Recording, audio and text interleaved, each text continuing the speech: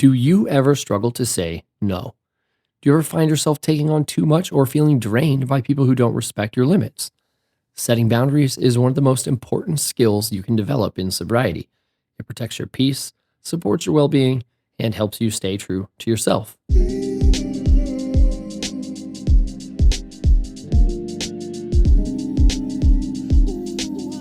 Welcome back to the Quit Drinking Alcohol podcast. I'm Dylan, and I'm here to help you navigate sobriety and build a life that's healthy, fulfilling, and aligned with your values.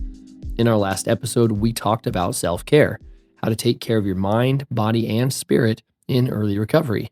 Today, we're diving into boundaries, what they are, why they matter, and how to set them with confidence. In this episode, I'll share my personal experience with learning to set boundaries, why boundaries are essential in sobriety, and practical ways you can start enforcing them in your own life. Let's get into it. When I first got sober, I didn't realize how much of my drinking was tied to not having boundaries. I would say yes to things I didn't want to do, overextend myself, and let other people's expectations dictate my choices. And when I felt overwhelmed, alcohol was my escape. It was my way of numbing out instead of addressing the real issue. As I moved through sobriety, I had to learn that setting boundaries wasn't selfish. It was necessary. I started identifying the areas in my life where I felt drained, anxious, or resentful. And I realized that those feelings were signals. They were telling me where I needed stronger boundaries. At first, setting limits felt uncomfortable, but the more I practiced, the more I saw how boundaries actually strengthened my relationships and made my life more peaceful. Sobriety gave me the clarity to recognize what was no longer serving me, and boundaries gave me the strength to protect my energy. So, why are boundaries so important in sobriety? Here are a few key reasons. One, they protect your energy. When you're constantly giving too much or allowing negativity into your life, you're draining yourself.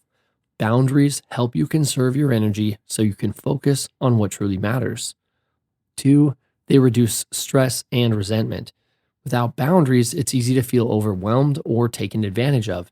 Setting clear limits reduces stress and prevents resentment from building up in your relationships. Three, they help you stay committed to sobriety. In early sobriety, you're especially vulnerable to external influences. Boundaries help you avoid situations that could trigger cravings or put you in an environment that doesn't support your goals. And lastly, they teach others how to treat you. People will treat you based on what you allow. By setting boundaries, you're teaching others how you expect to be treated, with respect, kindness, and consideration. So let's break down some of the most important boundaries you can set in sobriety. The first are personal boundaries. This looks like saying no to things that don't align with your sobriety and prioritizing your own needs and not feeling guilty for it.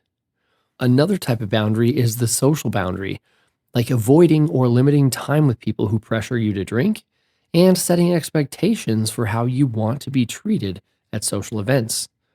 A third boundary is the emotional boundary.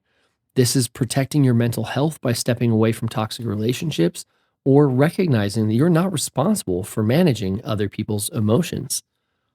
Now that we've discussed the types of boundaries, let's talk about setting them. The first thing you need to do is get clear on what you need. You need to identify areas where you feel overwhelmed or taken advantage of. Ask yourself, what do I need to feel safe, respected, and supported? The next thing we need to do is we need to communicate our boundaries with confidence. We use direct but respectful language like, I'm not comfortable with that, or that doesn't work for me.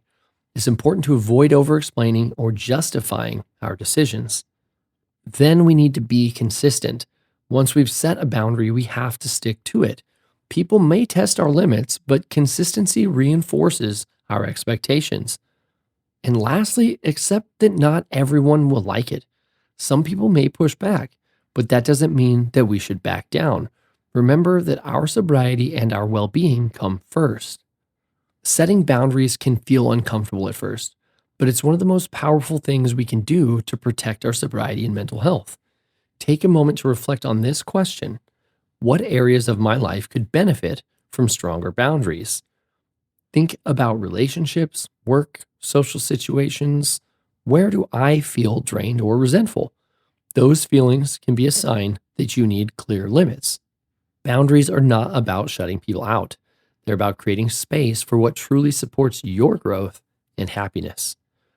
That's it for today's episode. We've talked about why boundaries are essential in sobriety, the different types of boundaries you may need, and how to set and maintain them with confidence. Remember, boundaries are not about controlling others, they're about protecting yourself and creating a life that aligns with your values. If this episode resonated with you, please share it with someone who might be struggling to set boundaries in their own life. And before we wrap up, don't forget to check the show notes for resources that can help you on your sobriety journey. Thank you for joining me today. In our next episode, we'll talk about the importance of sleep in sobriety, how alcohol affects sleep patterns, why quality rest is essential, and practical tips for improving your sleep naturally. I hope to see you there.